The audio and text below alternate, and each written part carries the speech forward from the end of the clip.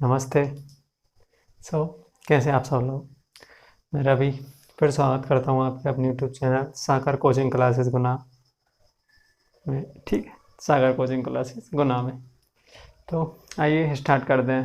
मध्य पुरापाषाण काल, जैसे कि पुरापाषाण काल पढ़ चुके हैं, तो आइए आज का लेक्चर जो है वो मध्य पुरापाषाण काल पे। तो देखिए, मध्य पुरापाषाण काल इस पूरे काल के जनक, इस पूरे काल के यानी कि मध्य पुरापाषाण काल के जनक के रूप में किसे जाना जाता है। तो मध्य पुरापाषाण काल के जो अपने जनक हैं उनका नाम है C.L. कार्लाइल। किसे कहा जाता है? C.L. कार्लाइल। यानी कि मध्य पुरापाषाण काल के जो पूरा का पूरा पुरापाषाण काल है उसके जनक किसे माना जाता है? तो C.L. कार्लाइल को माना जाता है। इन्होंने क्या किया था, सबसे पहले खोज की थी। यानी कि मध्य पुरापाषाण काल के जो उपकरण पाए जाते हैं उनकी सबसे पहले खोज किसने की थी? तो C.L. कार्लाइल ने की थी। ठीक है, तो इन्होंने सबसे पहले 1867 में, कब? 1867 में विंध्य पर्वत के क्षेत्र में, विंध्य पर्वत के क्षेत्र में कुछ लघु पाषाणकालीन उपकरण खोजे थे। क्या खोजे थे?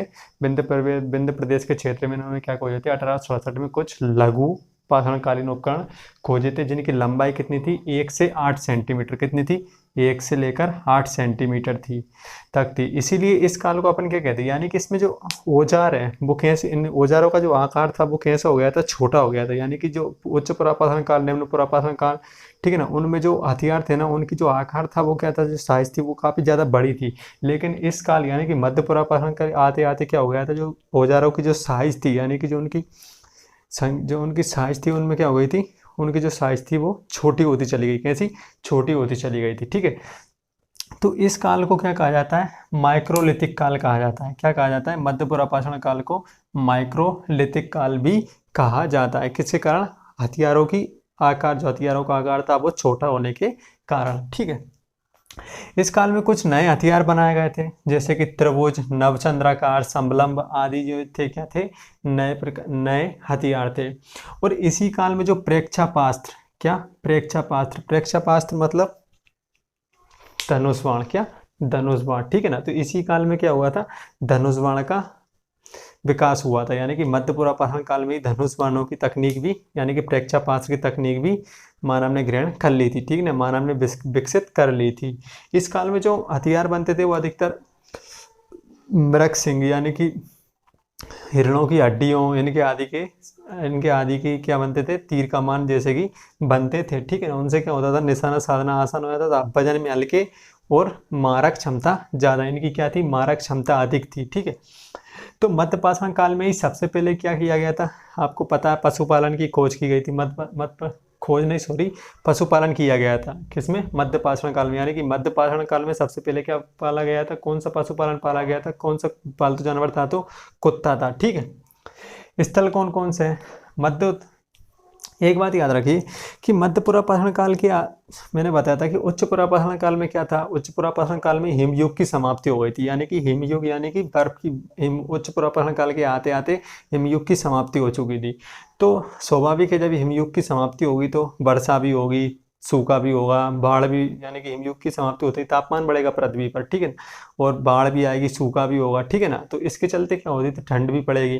तो इसके चलते क्या होता है कि जो नए नए जो जीव जंतु हैं, नए नए जीव जंतुओं का विकास हुआ पृथ्वी पे, नए नए जीव जंतु आए, नए नई नई वनस्पति आई। तो उनको मारने के लिए क्या, नए नए जो छोटे छोटे जीव आए थे, तो उनको मारने के लिए क्या परमाणु मिसाइल दागोगे? नहीं ना। तो परमाणु मिसाइल तो दागने नहीं है, तो उनके लिए क्या करते थे? छोटे छोटे हथियार बनाए गए। क्या? छोटे छोटे हथियार बनाए गए जिनकी मारक क्षमता ज़्यादा हो और ज़्यादा वजन में भारी भी ना हो और हल्के हो। ठीक है ना, मारने में जिनकी मारक क्षमता ज़्यादा हो। ठीक है ना, इसीलिए किसका निर्माण हुआ? त्रिभुज, नवचंद्राकार, समलंब, तीर कमान आदि का निर्माण इसी काल में हुआ था। ठीक है, अब इसके स्थल देख लेते हैं। स्थल में कौन कौन से हैं? तो स्थल में, और जो इसके हथियार थे वो अधिकतर जानवरों की हड्डियों के ही बनते थे। स्थल में आते हैं, इसमें सबसे जो प्रमुख स्थल है वो है सराय नहर और महदा। कौन सा? महदा। महदा कहाँ पे है? महदा और सराय नहर, ये उत्तर प्रदेश के प्रतापगढ़ जिले में। कहाँ पे? उत्तर प्रदेश के प्रतापगढ़ जिले में। और यहाँ पर एक स्थान और है, दमदमा नाम है जिसका। ठीक है, मिर्जापुर यूपी में ही, मिर्जापुर यूपी में ही कौन सा है? लेकैया, मोरहाना पहाड़ पर। कहाँ? मोरहाना पहाड़ पर। और बगली खोर, ये भी कहाँ है? उत्तर प्रदेश में ही है। एमपी में हेमतगढ़ है, राजस्थान में बागोर और सांबर है, गुजरात में लंगनाज है, और जलाल हल्ली कहाँ पे है? तो कर्नाटक में। कहाँ है? कर्नाटक। इस काल के जो प्रमुख स्थल हैं सरायनहर, मेहदहा, दमदमा, ये कहाँ है? प्रतापगढ़ जिले में। मिर्जापुर यूपी में कौन कौन से है? तो लेकैया, मोराना पहाड़ और बगलीकोट। और जबकि एमपी में कौन सा है? तो अहमदगढ़, राजस्थान में बागोर और सांबर, गुजरात में लंगनाज, और जलाल हल्ली कहाँ पे है? तो कर्नाटक में स्थित है। ठीक है, अब आइए देखते हैं सबसे पहले सरायनहर। ये दो प्रमुख है, मेहदहा और सरायनहर। ठीक है, इसके बाद ये राजस्थान की बागोर और सांबर, इनसे क्वेश्चन आ सकते हैं। तो सरायनहर में क्या है? यहाँ पर 37 नरकंकाल मिले। क्या मिले? 37 नरकंकाल मिले, जो कि कैसी अवस्था में? छत्त अवस्था में। यानी कि यहाँ पर क्या हुआ था? यानी छत्त अवस्था, यानी कि टूटे फूटे। कैसे? टूटे फूटे कंकाल मिले हैं। और कितने मिले हैं? तो 37 नरकंकाल मिले हैं। इसका मतलब यहाँ पर, इसका अर्थ ये है कि यहाँ पर क्या हुआ था? सामूहिक नरसंहार हुआ था। कैसा हुआ था? तो सामूहिक नरसंहार हुआ था यहाँ पर। या फिर इसके अलावा क्या हुआ था? बाह्य आक्रमण। क्या? बाह्य आक्रमण हुआ यहाँ पे। तो एक तो सामूहिक नरसंहार हुआ है या फिर बाह्य आक्रमण हुआ है। ठीक है, और इनको क्या कर दिया गया? यहीं पर दफना दिया गया। जहाँ पर ये आवास रहता था ना, उसी में क्या रहती थी? कब्रें रहती थी। क्या रहती थी? कब्र रहती। और कब्र ज़्यादा गहरी नहीं होती थी, यानी कि आवास के अंदर ही कब्र रहती थी। और कब्रों की जो साइज थी, वो कब्रों की जो आकार था वो कैसा था? तो अंडाकार आकार था। कैसा था?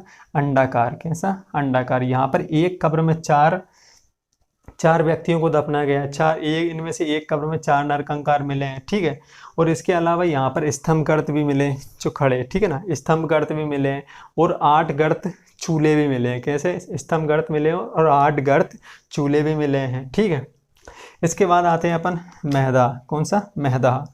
हड्डी के उपकरण एवं आभूषण मिले हैं। यहाँ पर क्या मिले? हड्डी के उपकरण एवं आभूषण मिले हैं। और ये किसके बने थे? तो अब हड्डी के जो उपकरण थे यानी कि आभूषण थे, वो किसके बने थे? तो जो हिरण होता ना, हिरण की हड्डियों के बने थे। यानी कि हिरण की हड्डियों के छल्ले, आभूषणों में मृग शृंग के छल्ले, यानी कि हिरण की हड्डियों के छल्ले प्राप्त हुए हैं। ठीक है, इसके अलावा यहाँ पर युगल सावधान मिला है। युगल सावधान का अर्थ होता है क्या? युगल सावधान का अर्थ होता है एक पुरुष और एक महिला। युगल सावधान का मतलब होता है एक पुरुष और एक महिला होता है यहाँ पर। यानी कि युगल सावधान मिले, जहाँ पर इनके जो पेड़ थे वो पश्चिम की ओर थे, नहीं सॉरी पूर्व की ओर थे, और जो सिर है वो किस ओर था?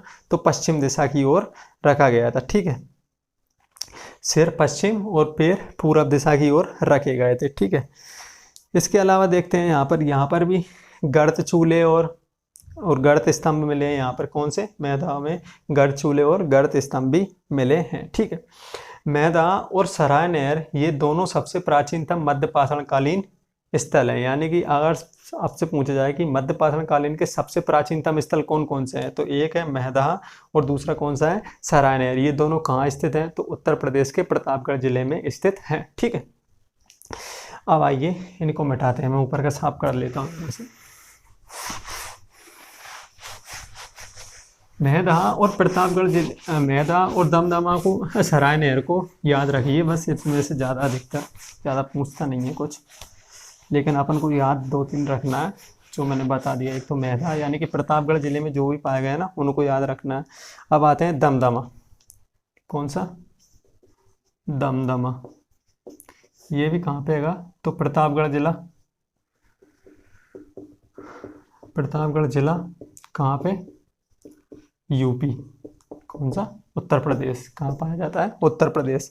यहाँ पर भी क्या मिले? यहाँ पर मिले 41 नरकंकाल। कितने नरकंकाल मिले हैं? तो 41 नरकंकाल मिले हैं। यहाँ पर क्या मिले? 41 नरकंकाल मिले हैं। ठीक है, यहाँ पर एक कब्र में 3 मानव कंकाल एक साथ पाए गए। एक कब्र में 3 मानव कंकाल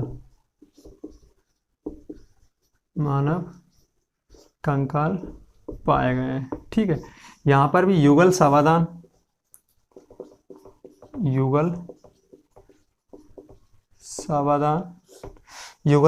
पाया गया है। यानी कि यहाँ पर 5 कब्रों में कितने पाए गए? 5 कब्रों में क्या पाया गया है? युगल सावधान पाया गया है।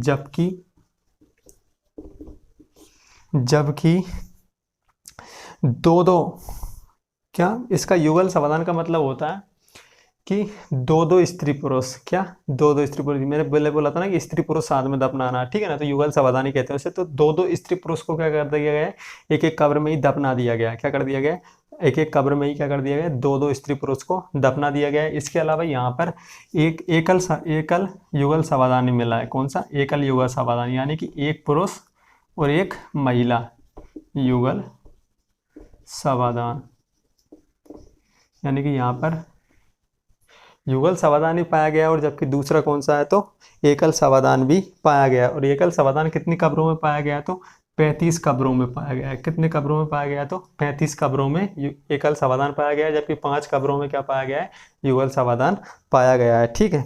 इसके अलावा यहाँ पर भी गर्त चूल्हे और स्तंभ गर्त मिले हुए हैं, ठीक है। अब आइए अब देखते हैं अगला, नेक्स्ट है लेखैया। कौन सा, लेखैया। लेखैया मिर्जापुर, कहाँ पे है ये, मिर्जापुर यूपी, ठीक है, मिर्जापुर यूपी। यहाँ पर भी कुल 17 नरकंकाल मिले हैं। कितने नरकंकाल मिले हैं, 17 नरकंकाल मिले हैं। 17 नरकंकाल मिले हैं, जिनका सिर किस ओर दिशा की ओर होता था, तो सिर पश्चिम और पैर पूरब की ओर होते हैं, पूरब की ओर, ठीक है। लेखैया से कितने मिले हैं, 17 लेखैया से 17 नरकंकाल प्राप्त हुए हैं, जिनके जो सिर थे वो किस दिशा की ओर थे, तो पश्चिम दिशा की ओर है, और जबकि जो पैर हैं वो किस दिशा की ओर है, तो पूरब दिशा की ओर पाए गए हैं, ठीक है। अब आते हैं बागोर। कौन सा, बागोर, राजस्थान। जो प्रमुख है वो ही देख रहे हैं अपन, ज़्यादा कुछ नहीं, ऐसे तो काफ़ी सारे हैं। नेक्स्ट है बागोर, ठीक है। बागोर कहाँ, राजस्थान, ठीक है। बागोर राजस्थान। यहाँ पर क्या है, ये राजस्थान किस जिले में स्थित है, तो भीलवाड़ा जिले में। ये राजस्थान के भीलवाड़ा जिले में पड़ता है, ठीक है। कहाँ पड़ता है, तो राजस्थान के बागोर, राजस्थान के भीलवाड़ा जिले में पड़ता है। यहाँ पर क्या गया है, यहाँ पर पशुपालन के प्राचीनतम साक्ष्य पाए गए हैं। ये इंपॉर्टेंट है, प्राचीनतम, यहाँ पर पशुपालन के प्राचीनतम साक्ष्य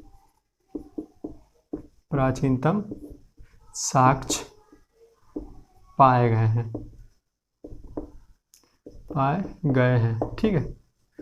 यानी कि पशुपालन के सबसे प्राचीनतम साक्ष्य कहाँ पाए गए हैं, तो राजस्थान के बागोर में। और बागोर कहाँ पड़ता है, तो भीलवाड़ा जिले में स्थित है, ठीक है। अब आते हैं अहमदगढ़।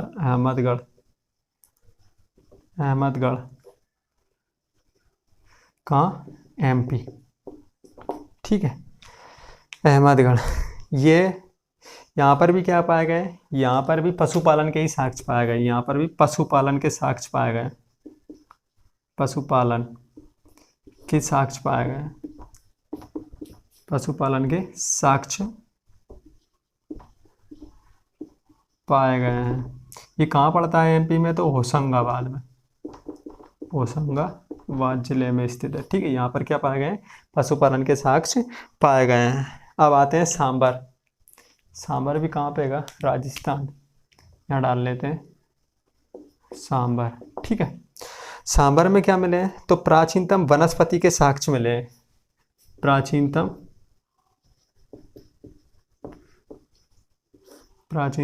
वनस्पति के साक्ष्य मिले, वनस्पति के साक्ष्य मिले हैं, ठीक है। बागोर से क्या मिला है, तो पशुपालन के प्राचीनतम साक्ष्य मिले हैं, जबकि सांबर से क्या मिले हैं, तो प्राचीनतम वनस्पति के साक्ष्य मिले हैं। लंगनाच कहाँ है, तो लंगनाच गुजरात में स्थित है। लंगनाच कहाँ है, तो गुजरात में स्थित है, ठीक है। जबकि यहाँ पर क्या मिले हैं, तो 14 नरकंकाल मिले हैं। लंगनाच में कितने नरकंकाल मिले हैं, तो 14 नरकंकाल मिले हैं, नरकंकाल, ठीक है। 14 नरकंकाल मिले हैं, और 8 गर्त चूल्हे और सूक्ष्म उपकरण भी यहाँ पर मिले हैं। तो 14 नर कंकाल, 8 गढ़ चूल्हे और सूक्ष्म उपकरण मिले हैं। ठीक है, मध्य पाषाण काल को संक्रमण काल भी कहा जाता है। क्या कहा जाता है? मध्य पाषाण काल को, मध्य पाषाण काल को संक्रमण, मध्य पाषाण काल को संक्रमण काल भी कहा जाता है। ठीक है, मध्य पाषाण काल को संक्रमण काल भी कहा जाता है, यानी कि पुरापाषाण काल और नवपाषाण काल के बीच का काल। क्या? पुरापाषाण काल और नवपाषाण काल के बीच का काल कौन सा कहलाता है? मध्य पुरापाषाण कहलाता है, जिसे अपन क्या कहते हैं? संक्रमण काल भी कहते हैं। ठीक है, तो ये था अपना आज